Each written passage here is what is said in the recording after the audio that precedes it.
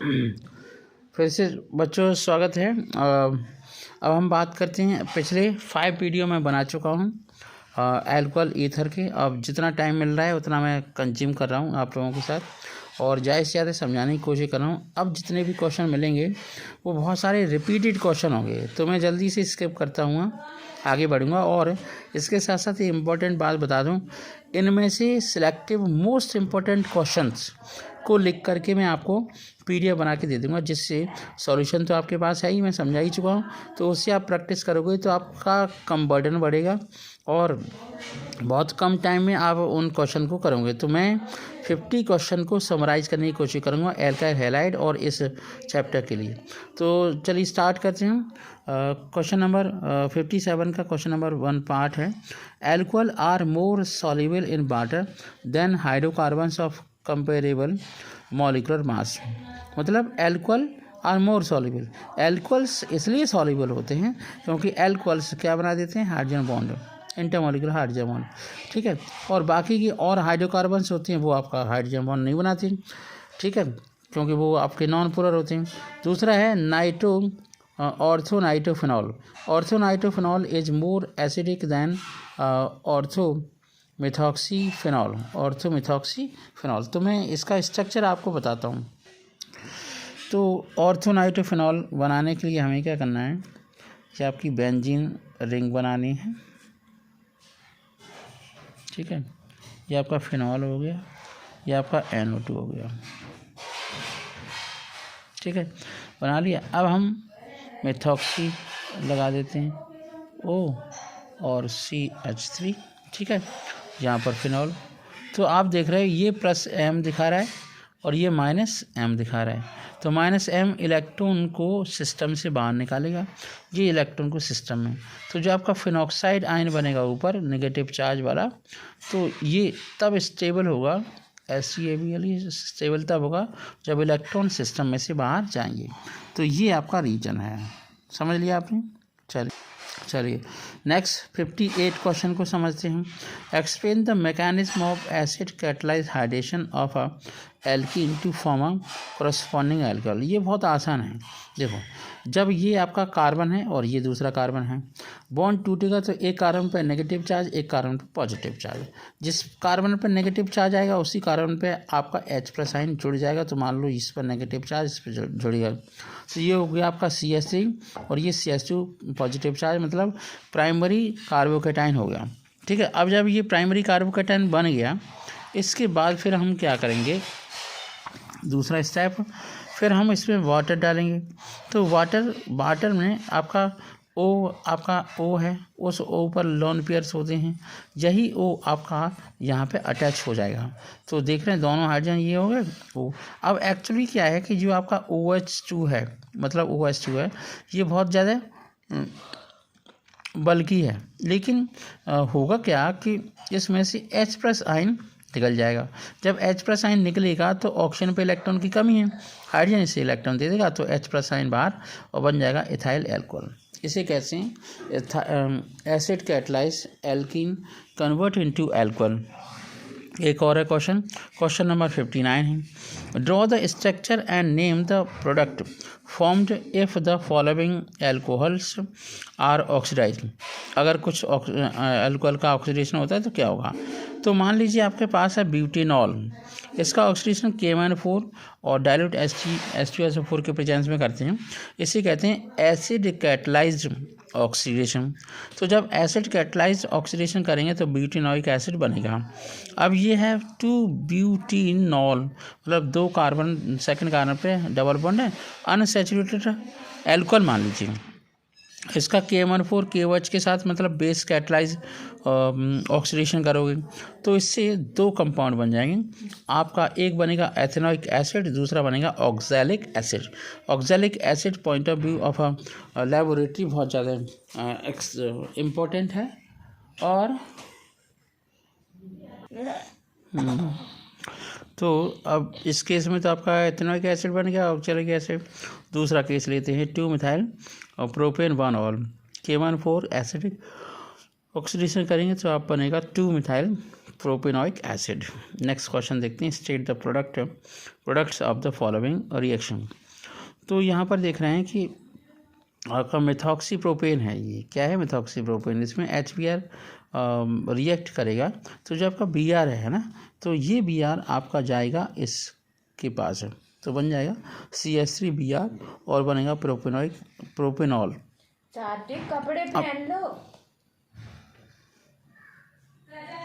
ये है आपका C2H5 है ना, और यहाँ पे HBr, तो HBr के साथ जब C2H5 रिएक्ट करेगा तो बनेगा C2H5Br, ठीक है, और फिनॉल का फॉर्मेशन होगा। अब बात करते हैं इस कंपाउंड की। तो इस कंपाउंड में HI रिएक्ट करेगा C2H5OH, तो यहाँ के केस में अलग है। यहाँ के केस में आपका टर्शरी ब्यूटाइल आयोडाइड बनेगा और C2H5OH बनेगा। अब ये जो आपका CH3I बनता है और ये आपका एल्कोहल बनता है, उसके क्या रीजन है वो मैं आपको नेक्स्ट वीडियो में समझाऊंगा। अभी हम क्वेश्चन नंबर 61 पर मूव करते हैं, समझते हैं कि how would you convert ethanol to ethene. ये बहुत सिंपल रिएक्शन है, इसे हम डिहाइड्रेशन रिएक्शन भी कहते हैं, और डिहाइड्रेशन रिएक्शन हमेशा कंसनट्रेट H2SO4 की प्रेजेंस में ही होती है 443 केल्विन पे।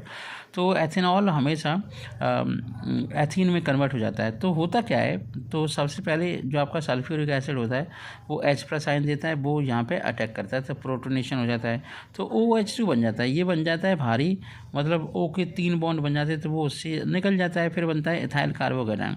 इसी इथाइल कार्बोकेटाइन पर अब अटैक करता है HSO4-, वो HSO4- बेस होता है, स्ट्रॉन्ग बेस होता है, बेस होता है, मान लो बढ़िया बेस होता है, तो इस कार्बन से हाइड्रोजन को निकाल देता है। इस पर आता है नेगेटिव चार्ज, इस पर आता है पॉजिटिव चार्ज, दोनों नेगेटिव पॉजिटिव चार्ज से बन जाता है ethene. Draw the structure of the 2,6 di methyl.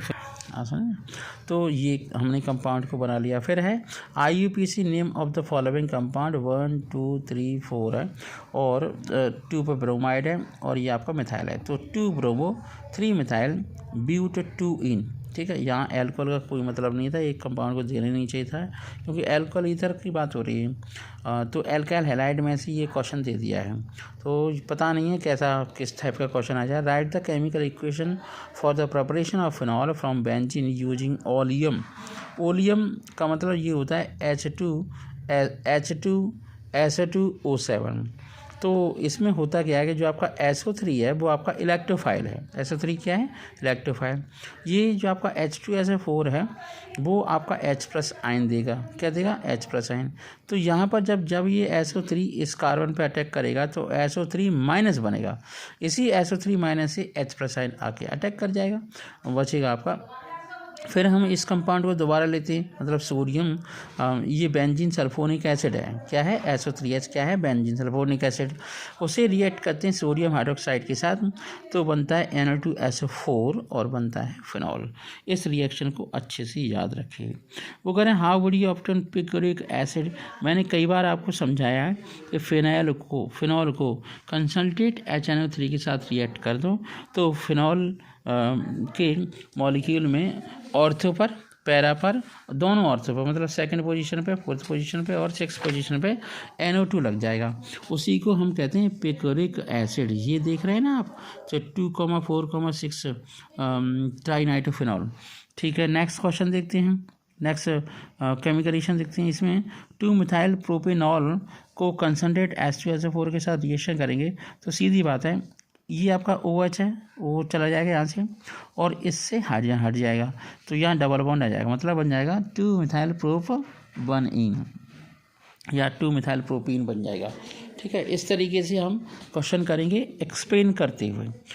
Next question देखते हैं। Explain the following giving example of the each. Reamer-timer reaction.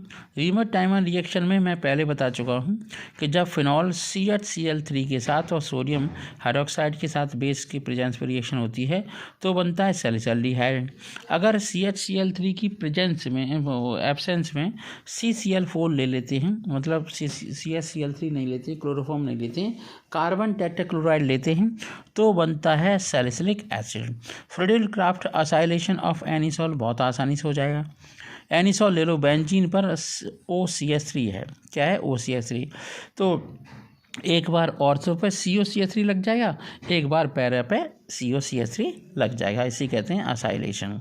चलिए मैंने समझा दिया है, पिछले वीडियोस में वो आपके दे रखे हैं सारे, है ना, एक्सप्लेनेशंस, तो आप उनसे देख लें।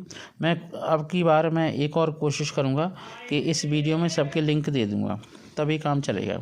तो propanol has higher boiling point than butane से ज़्यादा प्रोपिनॉल का बॉइलिंग पॉइंट होता है। उसका एक रीज़न है, प्रोपिनॉल वाटर के साथ हाइड्रोजन बॉन्ड बना लेता है।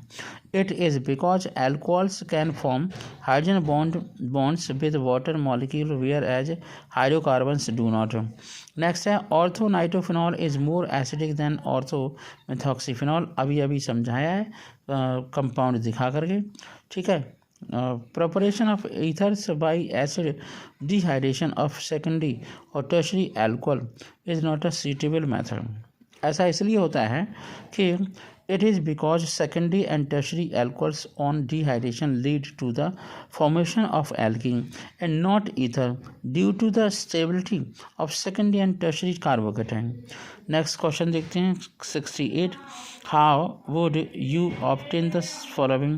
बेंजोक्विनोन कैसे बनेगी? तो फिनॉल को, है ना, K2Cr2O7 के साथ या Na2S इसके साथ रिएक्शन करा दो, K2Cr2O7 के साथ भी रिएक्शन करा दो या Na2SCr2O7 के साथ रिएक्शन करा दो, तो बेंजोक्विनोन बन जाएगा। अगर हमें ये एसीटोन से, ये पहले समझा चुका हूँ मैं, एसीटोन से हमें एल्कोहल बनाना है तो बहुत आसान है। एसीटोन में CH3MgBr डालो और ये आपका जो आपका CH3 पोजीशन होगा वो CH3 होगा, वो नेगेटिवली चार्ज होता है, कार्बन पे अटैक करता है। MgBr O पर अटैक करेगा, इसका हाइड्रोलाइसिस करा दो, टर्शरी ब्यूटाइल अल्कोहल बन जाएगा। नेक्स्ट क्वेश्चन है प्रोपीन को H2O के साथ रिएक्शन कराओगे तो सेकेंडरी अल्कोहल बन जाएगा, प्रोपेन 2ऑल। बात कहते हैं नेक्स्ट क्वेश्चन की, क्वेश्चन नंबर 69 की। The boiling point of the alcohol decrease with increase in branching. इसलिए ऐसा इसलिए होता है क्योंकि सरफेस एरिया कम हो जाता है ब्रांचिंग होने के बाद, ठीक है। It is because branched chain alcohol have maximum surface area and therefore minimum force of attraction, hence they have a lower boiling point. जब सरफेस एरिया बढ़ेगा अट्रैक्शन फोर्स कम होगा, अट्रैक्शन फोर्स कम होगा तो बॉइलिंग पॉइंट कैसे होंगे आपके, lower होंगे, ठीक है। अब नेक्स्ट क्वेश्चन है phenol does not give a protonation reaction readily.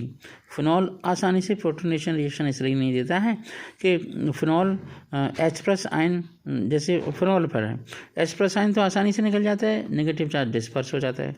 अब दूसरा H+ आयन आएगा तो पॉजिटिव चार्ज अंदर नहीं जाएगा क्योंकि पहले से ही ऑक्सीजन पर रिपल्शन हो जाएगा इलेक्ट्रॉन की, उसकी वजह से। तो नेक्स्ट क्वेश्चन है phenyl methyl ether react with Hi to give the phenol and methyl iodide and iodobenzene and methyl alcohol. तो कह रहे हैं it is because phenoxide ion is stabilise by resonance whereas methoxide ion not, ठीक है। Next question देखते हैं 70। तो धीरे धीरे करके हम क्वेश्चन पे आगे बढ़ते चले जा रहे हैं। नेक्स्ट क्वेश्चन है write the structure of the molecule of the compound whose, है ना, IUPAC name is 1-phenyl propane 2ऑल, ठीक है। तो 1-phenyl propane 2ऑल का स्ट्रक्चर हमने बना लिया है। नेक्स्ट क्वेश्चन देखते हैं।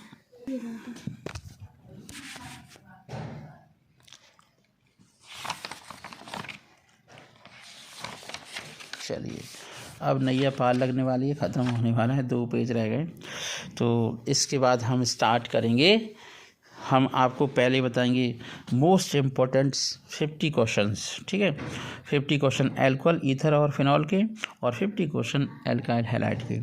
और आई अश्योर यू दैट कि you will get a good marks in your chemistry examination, 70 out of 70, I hope that. Next question देखते हैं।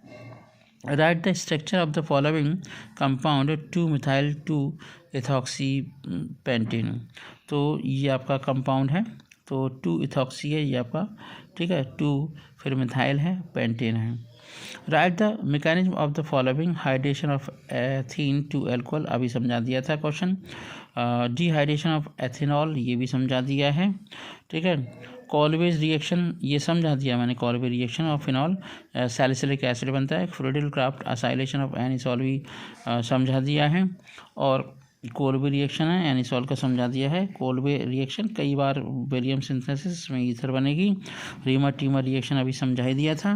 तो मतलब ये हुआ कि अब नैया पार लग गई है, अब सारे के सारे क्वेश्चन हो चुके हैं। चलिए प्रोपेन टू ऑल ये बन जाएगा वाटर में, और H2SO4 में घोल दो आप प्रोपेन को।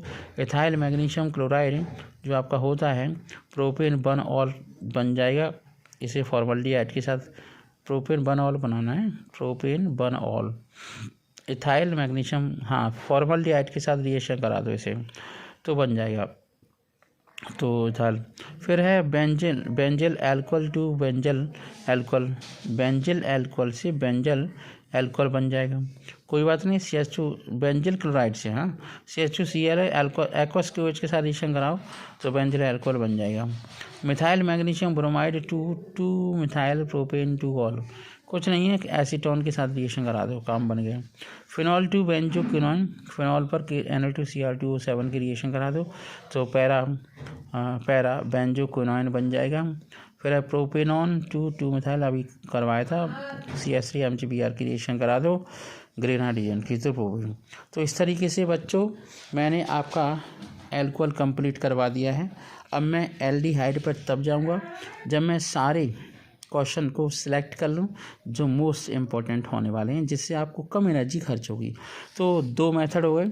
आपको मैं शॉर्ट वीडियो भी बना के दे रहा हूँ इन नोट्स के, आपको मैं एक्सप्लेन भी कर रहा हूँ, और आपको फिर मैं आपको क्वेश्चन दूंगा। क्वेश्चन इसलिए दूंगा इन्हीं में से क्वेश्चन होंगे, फिर आप सिलेक्ट करोगे, समझोगे, और उनके आप चाहो तो नोट्स बना लो। मुझे लगता है नोट्स बनाना ज़्यादा बेटर नहीं, सबसे ज़्यादा है समझना। क्वेश्चन देखो और आंसर मत देखो, क्वेश्चन में क्या है उसके अकॉर्डिंग करने का कोशिश करो। Thank you so much, have a nice day.